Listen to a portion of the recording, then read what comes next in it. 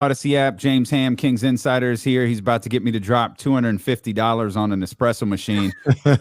It's a joy to drink coffee out of an espresso machine. So thanks, James. My pocketbook thanks you. And we welcome James Ham in here. Ham in the house. The show. Just fair warning, James. We've been taking notes of things that we wanted to ask you all day long. Mm-hmm. So it starts. Let's start with the bombshell. We got to start with the bombshell. Go ahead. There's a bombshell? Go ahead. There's a bombshell. So look. All right, James. And mind you, I'm not saying to do this. I'm just bringing up a scenario. James, for a little background, when we were trying to trade Buddy and Bagley all summer, I was the one, James. I was the one about a month before. So, I look around. I don't really see much out there. I don't see anything that works for everybody involved. The only thing that could possibly happen, and Kings fans wouldn't like this, is trading for Kyle Kuzma. That actually works, but Kings fans ain't gonna like that. They threw tomatoes at me and all this other stuff. Guess what happened about a month later? Kyle Kuzma, Buddy Hield. I'm telling you, that's all I'm saying. So, Kyrie Irving, we're starting to believe that the Nets are kind of done with Kyrie. They came out with a report not too long ago saying they're not going to engage in contract extensions, anything like that. I think they're ready to move on from Kyrie. I just brought up the scenario, not saying I would do it. I say, if you're so anxious to get rid of Buddy Hield and Marvin Bagley, why not explore the opportunity of trading him to Brooklyn, not expecting Kyrie to come here and play? It would simply be a salary dump to clear money off of your books. Okay, so I haven't looked at his contract. How many years does he have after this year? One. This is it. This is last year with Brooklyn. It's expiring for Kyrie, and a lot of people are already looking at Buddy and Marvin as afterthoughts to what this team is trying to do this year. They're not looking at them as like focal points of what they're trying to do. They're almost looking at them as a holdup to what they're trying to do. I'm just throwing it out there. Yeah, see, that's really interesting to me because I think it does a couple of things. You heard it here. James said it's interesting. You guys can leave me alone. I totally agree. It's interesting because you can do a couple of things. Number one, he can never fly out here, which is one option. They could basically do what the Larry Hughes deal with him, where Larry Hughes never came to the Kings when he was traded as part of the Kevin Martin T-Mac deal. And the Kings have done that with other players. I remember Jason Terry didn't want to come out. Sam Cassell was traded to the Kings at one point, never came out. And the most notorious was Daniels. The Kings traded for Daniels to reach the minimum contract, the minimum salary, so they wouldn't get fined. Marquise Daniels, after he had hurt his neck and not play. I do remember. So they had to get up to the floor. So, I mean, you could do that. That's number one. But number two, you could do something like if you waived him and stretch provisioned him, then you'd break his contract. That wouldn't really work out. You break his contract, it's the length of the deal divided by times 2 and then add a year. So basically you could break his contract over 3 years. That, again, I would not do because then it ties up money down the road. Mm-hmm. Or you could just sit on him. And then at the trade deadline, if some big time team says, hey, you got Kyrie sitting there and do you want to be part of a big deal? Or, hey, Ben Simmons is available. Would Kyrie, like, there could be a possibility. Like, all of those make sense. I mean, even Kyrie coming in and playing limited time. Because remember, in California, if he was traded to the Golden State Warriors, he could not participate. But in Sacramento, because we don't have that ordinance in Sacramento, he actually could play for the Kings. Mm-hmm. And just, you wouldn't want to impede on the development of your guards. But if you're going to run 3 guard sets all the time, who would you rather have, Kyrie or Buddy Hield? Yeah. Maybe it's Buddy because of his 3-point shooting, but I mean, Kyrie's a really crafty guy. But then you're bringing in really a distraction because that's what he is at this point. And again, he's close with Tristan Thompson. They played together with Cleveland, and but I really do believe you're bringing in a massive distraction and a guy that believes that the earth is flat. I mean, that I don't even think he really believes that. No. I think he just says stuff. You might be right. He just says stuff like whatever. He's a dude who wants to we've talked a lot about this, James. Like this, he wants to stand up for a cause, but he can't decide what cause he wants to stand up for. Yeah. I'm with you. I'm with you on that. I mean, that makes perfect sense to me. Like, find a cause, stand up for it. I'm fine. You know, a lot of the causes, most of the causes, I fully get behind. But if you really can't stand up for a cause that makes sense, or put forth an argument that really is cogent and like makes like any sort of like real world sense, like standing up for people who have lost their jobs, is like, those people had a choice, you know, like it is what it is. If you don't want to abide by the rules of what's happening in the world and in a pandemic, then there's a good chance you're going to lose your job if you work for a company that's, you know, 50 or 100 people or more. So, you know. And James, so when I talk about something like that with Buddy and Kyrie, I'm fully expecting Kyrie not to show up and he can do whatever he wants to do for the year. I look at it from a Kings perspective of this. With the Buddy, we talked about the universal trade or whatever the case may be. Buddy and Bagley. Yep. When you're talking about making that trade, if you combine them or whatever the case may be, I was telling people it's all fine and dandy to hope that, you could package those two and get some kind of starter or whatever the case may be. But I think at this point, I feel like that's a pipe dream. I feel if you're going to make that trade, you're going to make it to kind of clear space for guys like Davion or Terrence Mitchell to play without any minutes conflict. And you're going to have to take on, there's two scenarios in my opinion. You're taking on a lesser player, so you're not winning the trade. It would be something like Batum or Luke Kennard, you know, just to clear space for guys to play minutes. Or it would be somebody like Kyrie where you could clear cap space. And what other way under Buddy's contract right now are you going to be able to clear that $20 million? Because even a trade for Kennard or Batum, you've got to bring the money back. And if they're expiring, sure, that works, but they might not be expiring. So it was a thought. It's not anything I'm trying to do. But as I think about it, that's a way to get that $20 million off the books and be kind of clear of it. Well, it's 60. I mean, well, I think it's 63. It's 23 this year, 21 next year, 19 the next year. So yeah, I mean, I get it. And, you know, clearing that money, one problem is the NBA salary cap is so incredibly complicated. And without looking and doing quick math and adding up all of the contracts the Kings have moving forward, it'd be hard to know what exactly that frees you up, because you could lose Marvin and Buddy, and then you could only have like $9 million in cap space because you're already up and over the tax, or you're already up and over the actual cap. But then it would also open up the potential for signing trades with Kyrie if that came on down the road.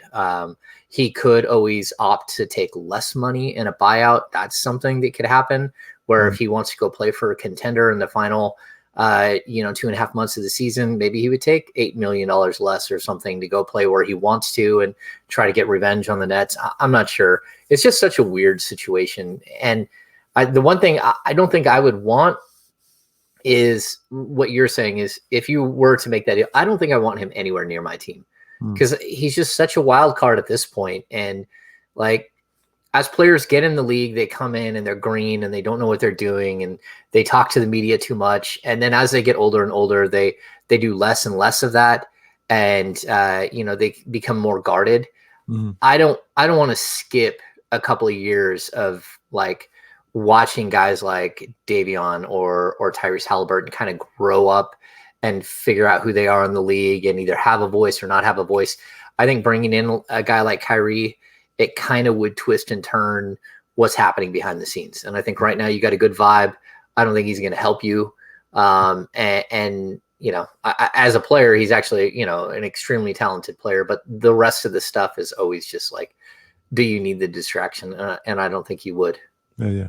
But with Kyrie, you get the voice of the voiceless, James. So you have that Kings insider, James Ham. This really came about because we were kind of setting the barometer of, we were talking about the Lakers, kind of having an overall NBA conversation. And there's always this belief of, how the Lakers got to start a certain way, or, they're going to be the focal point of everything. They're going to be the focal point of negativity if they don't start a certain way. And that brought us into the Kings conversation, where we're all in the belief they can't get behind the 8 ball early in the season. But what we were trying to establish is, what's the breaking point? Like, what point are Monty's eyebrows really raised? Like, if we get, and Kenny set the date as December 1st, Kenny had the team 10 games under 500, which I thought was crazy. Like, they can't be that far under 500 to me before that get Monty's attention. I set the number at 5. We agreed to meet in the middle. You're obviously much more locked into these guys. Like, is there a breaking point or do you think that there's a breaking point for Monty headed into this season? And a breaking point as in you do something drastic, like fire a coach or make a big trade? Yep. Okay. Well, I mean, like December 1st is an interesting date. I would actually push it back 14 days. December 15th is the first day that players that were signed during this offseason can be traded. So that's always, it's the first date that is always circled on the NBA. Once the season begins and teams are sort of set, it's what can kick off sort of trade frenzies. It doesn't usually have like a massive impact, but for certain teams it does, because you might have signed a guy that just isn't working out, and you're like, or if you have a bigger deal that you want to do, but just to throw out a name, say like an Alex Len or a Mo Harkless needs to be included in that deal to make the numbers work, you can't do that deal until December 15th. So it's sort of the complexities of it. Now, as far as like how bad the team is and when do you start making changes, or when do you start, like starting to do some different direction. Again, you're probably right. 7 to 10 games under 500 is a pretty big deal. I don't know, like, if there's going to be a panic button. And I'll also say that, like, the last 2 seasons, Luke Walton's teams have gotten off to bad starts. It's kind of the way that things happen. They don't get off to a quick start, and then they actually start improving and start playing better towards the end of the season. And so you might give him a little bit longer, just knowing that you still owe him another year on his contract. But, again, if things aren't going well and you get past the All-Star break, I certainly think that the team will start looking to figure out what they're going to do. If Luke is a long-term answer, if they're going to let him play out the last season as a lame duck, it's Alvin Gentry, someone that you want to bring in, and then see what he's got. I mean, like, I think there are a lot of question marks in this season walking in. And I think the biggest one, which I've said repeatedly, is like, if there is a huge question mark about Walton, like, what does that mean for Monty McNair? Do you let him hire the next coach knowing that he doesn't have a huge amount of time left on his deal, and sort of repeat this cycle of insanity that the Kings have done time and time again, where they hire a coach and then they hire a GM, and then the GM fires the coach and then brings in a new coach with a longer deal than he has. And then that doesn't work out, so they let go of that. I mean, like, we just keep doing it. And even with Dave Yeager, I know that they had got to a point where they had matched Vlade in his years that were left on the deal, because they wanted to avoid this whole mismatch thing. And then they fired Dave, and Vlade stayed on for another year, even though I think he had another year after that left on his contract. Then he signs Walton for 4 years and then loses his job after 1 year. And here you are right back in the same exact situation, just repeatedly again and again and again. So, I mean, again, this is my 12th season covering the team. I've never seen a coach make it into his 4th season. There's not been a single coach. Dave Yeager got 3 full seasons. Paul Westphal got 2 in like 18 games, something like that. Michael Malone didn't even get, he was fired like less than 20 games into a second season, or right around 20 something games into a second season. So at a certain point, you have to stick with an identity and let it play itself out. And to be honest with you, I don't think the Kings are going to get off to a horrible start. I haven't looked at the schedule to kind of match and see what I would predict, but I think there's also something about this season that is unpredictable. You're not sure who this team is. They sure do seem to be getting along really well. They have a really good vibe. They're playing really hard against each other. The competition's high. Guys are fighting for minutes. They're fighting for rotational spots. So that's all good. That's what you want. You want competition. Iron strengthens iron is the saying, right? Halliburton uses it all the time, but he's not the first one to use that. And I think that this team does have potential to not have a horrible start and to actually show some promise. When you talk about getting off to a good start when you're the Sacramento Kings, obviously, yeah, start 7-2. Like, that's great. It's imperative. But you mentioned Luke Walton's teams, and that's a good point. They generally gain steam as the season go along, and they don't get off to good starts. Is it super important for them to start strong, in your opinion? Or do you think they have the makeup of a team that if they were 5 games below 500 come December 15th, they can rebound from that? They're mentally tough enough. They seem to be together enough to be able to rebound from that and turn the season around. Do you think they have that type of makeup? Yeah. So far? From what I'm seeing so far, yes. Like, the group that's there, the additions of guys like Harkless and Tristan Thompson and, even Alex Len, they do bring some experience, and they come from winning cultures. Even Terrence Davis comes from a big time winning culture, even though he only played there 2 seasons. I mean, he was part of a 50-something win Raptors team his rookie season, and he played a huge amount of minutes. So these are guys that come from winning cultures, and they're guys that are telling us that things feel good. We can't predict, but things feel right. So as far as like how far they could dig out of a hole, I'm not sure that we know how deep of a hole you can dig out of this season, because to me, it really does look like there are the haves and the have-nots. And the have-nots is a huge group. And that means that we could get 50, 60 games into the season, and there could be, 6 teams that are right around the same mark, and they're all fighting for, 6 through 10 or 6 through, 12. They're all in that same range, because I look around and I don't see a lot of teams in the Kings range that made positive additions during the offseason. I hear people talk about Minnesota, and, they give up Ricky Rubio. They bring in Patrick Beverly. There's really not a lot of difference between their team outside of that. Will Cat play more? Maybe, but we have no guarantee of that. Will Anthony Edwards get better? Yes, he'll get better. But again, you don't know who they are. I thought Memphis got a bunch of praise for doing a bunch of strange lateral moves, and in the end, when it all washed out, I really don't see a better team.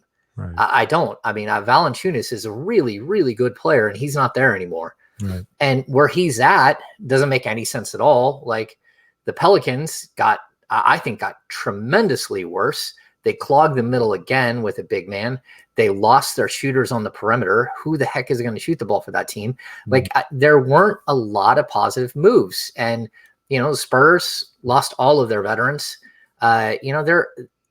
There's just this group that you're like, I'm not sold that any of them are a lot better than the rest of them. And it's the one team that figures out how to gel early, gets a big jump on the season, and who shows that they can stay together, that is going to be the team that really stands out of that group. And I think the Kings have as good a chance as anybody to do that, because they have a lot of players who played together for many years now. Their young players have shown that they're getting better. Their veterans have shown they're getting better. And it's just, can they piece it all together and hit the ground running?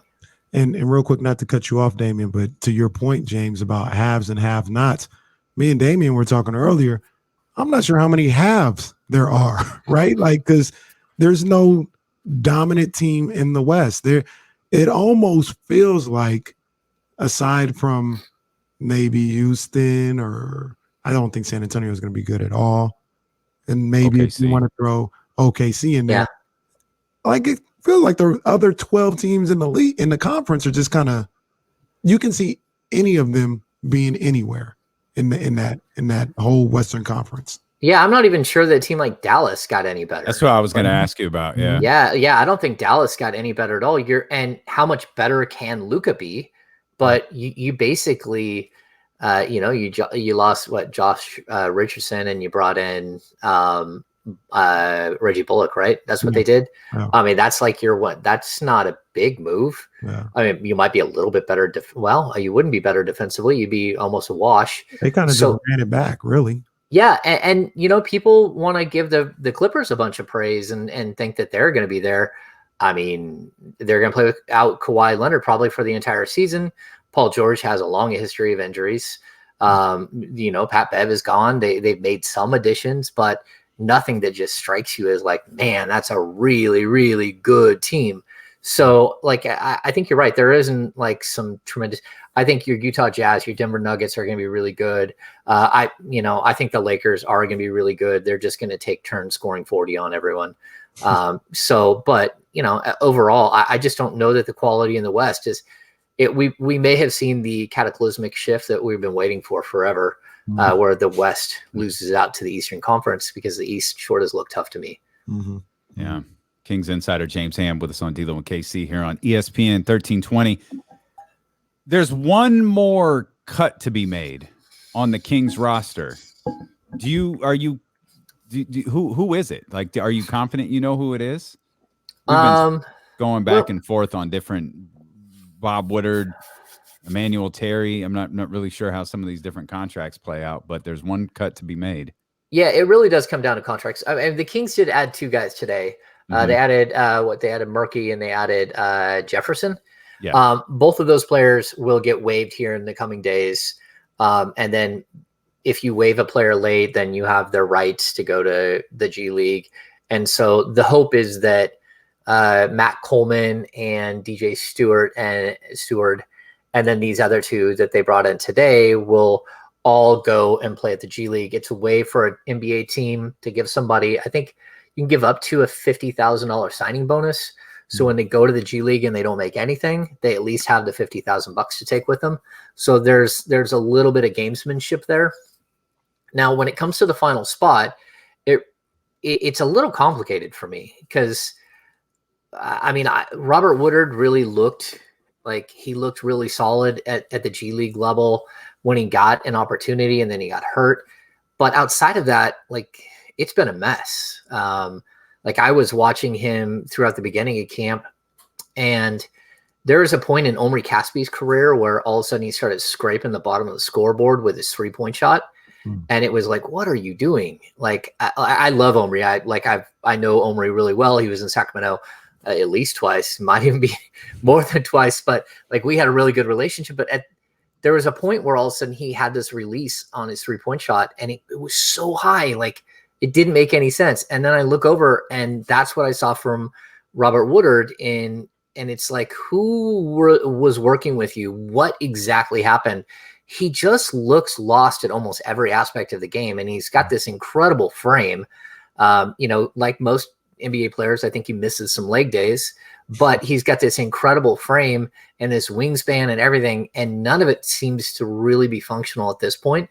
And I hope that I'm wrong and they're seeing something different, but like we even get to watch pickup games all day long with the young guys. All the young guys go over to one court and do pickup games while the other guys shoot.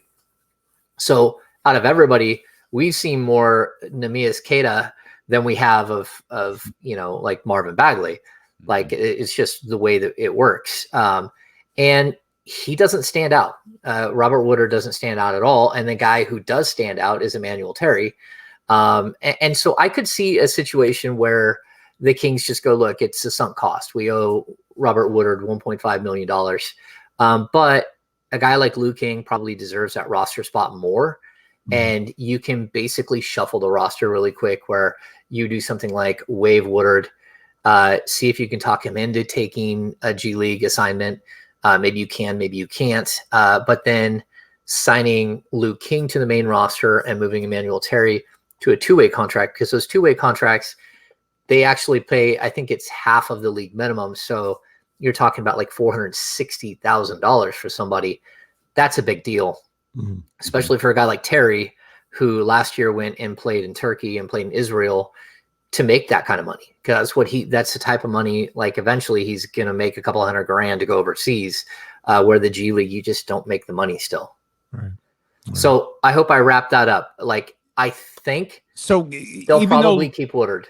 I think that's what they'll do. But even though Louis the King has the 2-way, right? Yeah. He can be signed to I don't know, a regular contract. Yeah, you can elevate him without any question. They're written into their contracts. There's a way to just add a 2-way player directly to the roster. You can sign And then him that second to, one becomes available. yeah, so you could sign him to a league minimum contract basically, and then that second one would become available, and then you could sign whether it's Emmanuel Terry or someone else. Gotcha. But the thing that the Kings did when they traded for when they picked up Emmanuel Terry and they ran him out in summer league and they loved him, they didn't just sign him to an Exhibit 10 contract for the summer. They actually went out and traded for his rights from the Agua Caliente. And so they actually own his G League rights. So if he does get waived by the Kings and he does decide to stay in the United States as opposed to going overseas, he can go directly to the G League affiliate in Stockton, even though he's been around longer than a lot of the standard guys. So like once you get to a certain point, you become like a G League free agent that can go sign with different people, but other teams still hold your rights, which is where he got, they had to go acquire his rights. And I really like him. He's actually very different, but he interacts with the media while they're playing games. Like he'll look over and say, hey, did you guys get that? Like when he has like a huge dunk. Yeah, he's a lot of fun. He's a different character. But you know, he's kind of cool to have around. I like Emmanuel Terry. This is the way I kind of looked at it, James. I want to get your opinion on the way I broke it down. So right now, today, because it really came down for us between Terry and Woodard, because I didn't even fathom the thought that Louis King might be, not here because he has the contract. But I forgot about that. But it came to Terry and Woodard for us. And I looked at it as right now, Terry's a better player. Hands down, he's a better NBA player. But, and you keep him and Woodard, if you waive him, odds are, I don't think he's going to get picked up by anybody. You can just pick him up, bring him to the G League team. But here's the deal with Terry. I felt like as much as I like Terry, as much of an eye-opener as I thought he was in summer league and in preseason, if he has to play for you this year, things have gone very, very wrong with the guys that you have on that front line. Like they're either all hurt or they all stink. And that's not good at all. So I will look at it as maybe you keep Woodard around or you find a way to make him the two-way guy, because there is an argument to be made that maybe Woodard just needs time and he needs development. And that's what you got the G League for. So if you had to choose between one to waive or keep, maybe organizational wise, you keep Woodard and see if maybe you can pull something out of him, when knowing that, if you keep Terry, he might not even play anyway.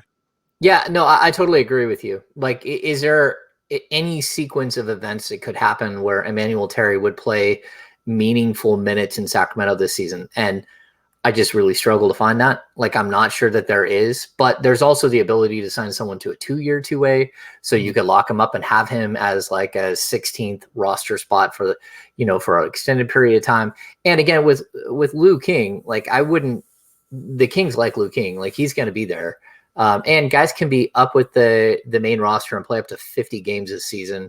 And practice time doesn't accrue days like it used to. So it used to be like up to 45 days with the parent club, and that included practice time or sitting on the end of a bench. Now it's 50 games you can be with the team. So it's like it's pretty convoluted. I mean, but at the end of the day, if I have a choice between a guy who I actually think could play minutes, that would be Lou King. Like, I think Lou has an ability that there is a potential for him, especially if you made a bigger trade, for him to find some way onto the court for at least a little bit of time. Where, I mean, with Emmanuel Terry, you got to go through like Alex Lynn, Tristan Thompson, Richaun Holmes, Damian Jones, Chimezie Metu, Marvin Bagley, and then, oh wait, I've got Mo Harkless and Harrison Barnes that can also play the 4. So I'm at like 72 big men that can actually play the 4-5, which is where he's going to play for you. So it's tough to see, but if you like his talent, you like his talent. And like having him in your organization is good for your team. And so that's what I think the Kings would like to do, is to keep them in keep him in their organization. Because once you waive a player, it doesn't just mean he goes right to the G League. There could be another team that says, oh, look, he got waived, and pick him right up onto your main roster. So the two-way contract, what it does, just like to drag this out slightly more, the two-way contract makes him untouchable for other teams at the G League level, where anyone who's at the G League, even if you own his rights and he goes to the G League, if another team in the NBA says, hey, I like Emmanuel Terry, they can swoop in and just sign him to their main roster. And then they could give him a two-way, or they could sign him to the main roster and then allocute him back to the G League, even though he's on their main 15-man roster. So like keeping him in the organization might be the idea that you're really hoping to do. And that would mean maybe you need to be a little more safe with how you keep him. And he's a guy that could just go like in December, like, I need to make real money and skip town. You would get paid like if you're swooped up by another team to go to a main roster and then allocated later, you're getting main roster pay. Yeah. Okay. Yeah. You would get league minimum, and league minimum isn't 460. League minimum is like 920. It's 920K. So it's sign me. I'll take the minimum. Sign me. Yeah. Well, I've always said like, hey, when you guys get down to 7 players, just I'll set a pick. Ham had a 38-inch vertical, baby. There was a long time ago, but I'll still set a pick. I don't care how big the guy is. Like them Brandon Crawford legs. I'll be wheezing, but I'm ready. James Ham, Kings Insider, with us. You talked with Luke Walton earlier. He said he's going to have his full complement of players tomorrow. He said something I was very surprised by. We've termed this the "what the hell do I know" category. He's going to play guys tomorrow, and he's going to play the core guys tomorrow, and he even mentioned playing them into the fourth quarter. Who do you think the starting lineup is tomorrow, and do you think that's the starting lineup a week from today? Okay, so like I hate predicting who the starting lineup is going to be because I think there are so many variables with this team. But if I were to put money on the starting lineup, and like this could be one of those situations where people go at me like they go at Kenny, but like I could see, my predicted starting lineup for opening night is Fox, Halliburton, Barnes, Harkless, and Richaun Holmes. Okay. That's what I would project. Okay. And I could be wrong, but we had Bagley in place of Harkless. We didn't think they'd start small. We thought it would be Bagley over Harkless, though. Yeah, I mean, it's about shooting and spacing the floor. And so Mo's shown an ability to shoot the three, but also savvy, defensive-minded, doesn't need the ball, doesn't require the ball. You got 4 other guys that want shots. He doesn't really care. Where if you put Bagley in there, that's a 5th guy that wants shots and wants the ball all the time. Not that to say he's any different than the other 4 guys that all want their shots. Gotcha. But I also think the versatility of him, of Harkless, his ability to play the 3 and the 4, his ability to switch with Harrison Barnes, which I talked to Mo today about. I think they just complement each other really well. And he gives you that defensive minded guy that gives you one more in the starting lineup that helps you solidify things. And you can't have all of your offensive players on the starting unit and all your defensive players on the second unit, because then when you go to your bench, like what's going to happen? So I think you need to stagger it. And then I think the first guy off the bench, you move Harrison Barnes to the 4, you bring in Buddy Hield to play the 3. I think the next guy would be Tristan Thompson at the 5 and swapping out with Richaun Holmes, and then Davion coming into the backcourt and either Fox or Halliburton stepping out, and then away you go. I like that. I like that idea. I got 2 questions in my head, James. I only got time for one. You want the positive or the negative? You could say them really quick, and I'll try to give you quick answers. No, this one is not. I don't think it's going to happen. Positive or negative? Dane, what should it be? Positive or negative? Let's go positive. Okay. Oh, you really wanted to do the negative one? Just ask him. I really was torn. We'll go positive. Davion Mitchell, the man so far from beyond the arc is shooting 62% in the preseason. Now, it's not going to be 60% in the NBA, in the regular season, but does the prospects change of what he could be with this team and for this team if he's shooting? I went off the window and said 45% earlier, but if he's shooting, we'll say 40%, 41% from beyond the arc, does that change everything that maybe Luke Walton had envisioned for him? Because now he can score to go along with that defense. Yeah, I think it does. Well, I mean, to me, he's an off-ball player at this point. He's not ready to take on major point guard duties, especially if he's going to be your defensive catalyst guy. So if he can shoot that tends to make, like, I think he jumps from 22 to 24 minutes a night to 25 to 28 minutes a night.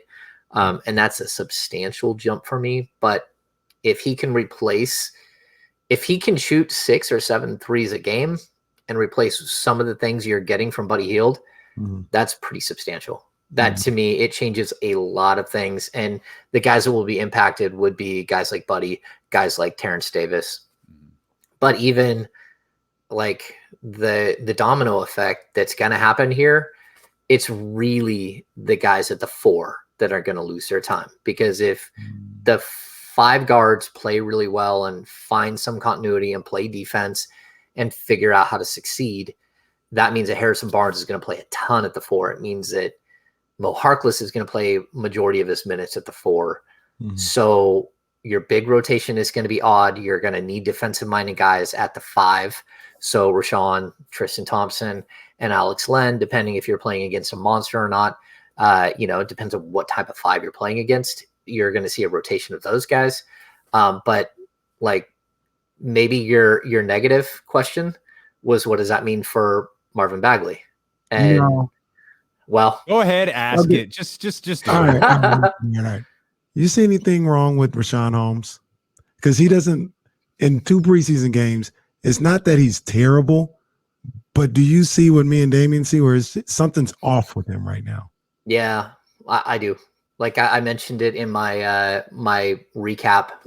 Something feels a little off with him. Like we talked to him the other day. He seemed fine.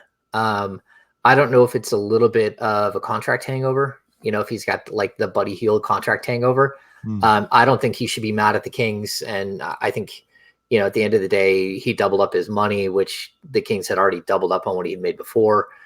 So yeah, something feels a little off the push shot, but again, like we talked to guys today and they all talked about, they mentioned him and like, that push shot is automatic.